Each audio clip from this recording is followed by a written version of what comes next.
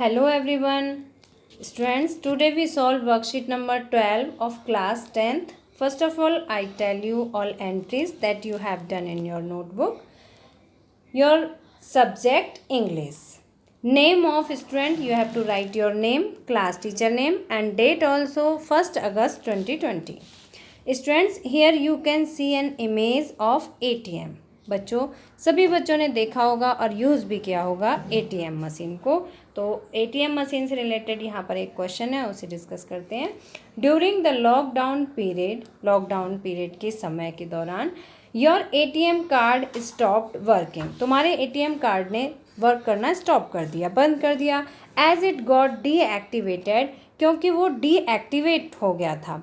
After its date of expiry you could not step out to go to your bank, उसके expiry date होने के बाद तुमने उसे एक्टिवेट नहीं कराया।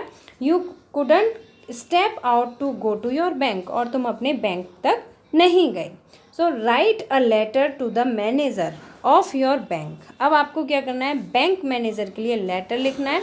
Requesting him to issue a new ATM card, उनसे रिक्वेस्ट करनी है कि वो तुम्हें एक न्यू एटीएम कार्ड इशू करें। एट द अर्लीस्ट, जितना जल्दी संभव हो सके उतना जल्दी। You may use your name, address and bank name, और तुम उस लेटर में अपना नाम, अपना एड्रेस और अपने बैंक का नाम यूज़ कर सकते हो, लिख सकते हो। Here is a format you would like to use, यहाँ पर एक फॉर्मेट दिया हुआ है और यही आपको यूज़ करना है।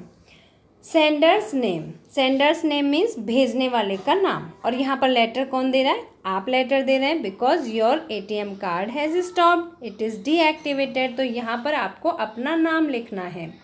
सेंडर्स एड्रेस, आपको अपना एड्रेस लिखना है। देन डेट डालनी है, जैसे अब ये लेटर लिख रहे हैं हम, तो 1 अगस्त 2020, इस तरह से आपको लेटर में डेट लिखनी है। स्टूडेंट्स, मैं आपको एक बात बता दूं कि आप जितनी भी एंट्रीज करेंगे वो अपने कॉपी में लेफ़्ट साइड में ही करेंगे, राइट साइड में कोई भी एंट्री आपने नहीं करनी है।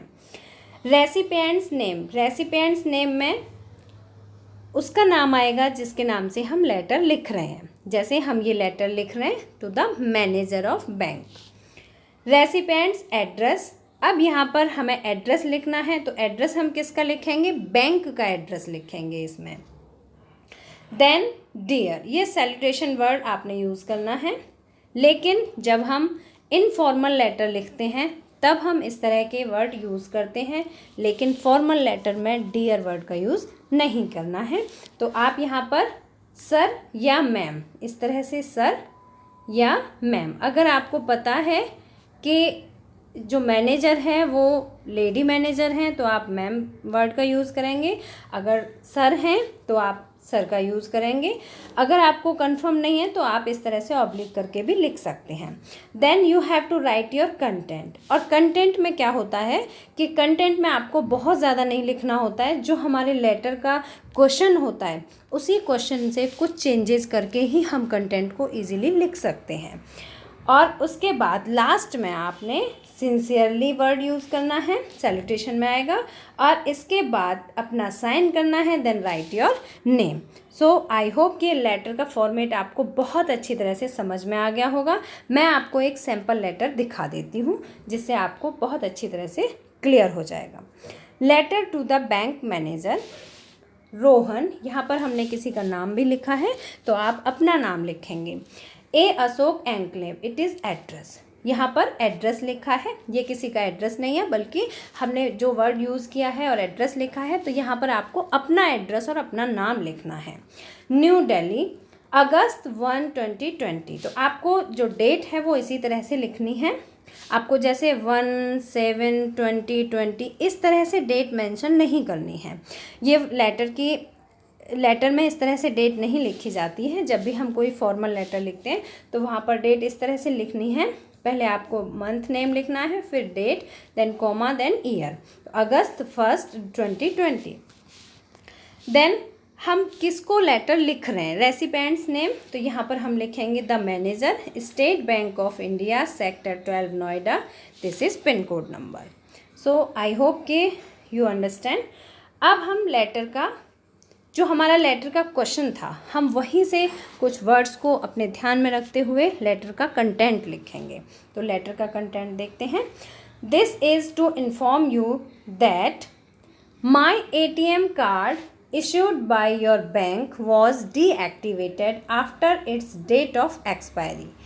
This is to inform you that my ATM card issued by your bank means जो आपकी बैंक के द्वारा मुझे ATM कार्ड दिया गया था वो उसके डेट ऑफ एक्सपायरी होने के बाद डीएक्टिवेट हो गया था।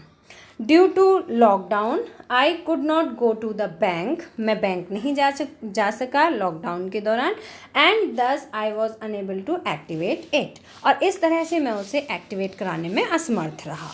आई kindly request you to issue a new ATM card. अब बच्चों हमें ये ध्यान रखना है कि जब भी हम कोई फॉर्मल लेटर लिखते हैं तो उसमें बहुत सारी एक्स्ट्रा बातें नहीं लिखते हैं, जो हमारा मैटर होता है हम उसी से रिलेटेड कंटेंट लिखते हैं बस।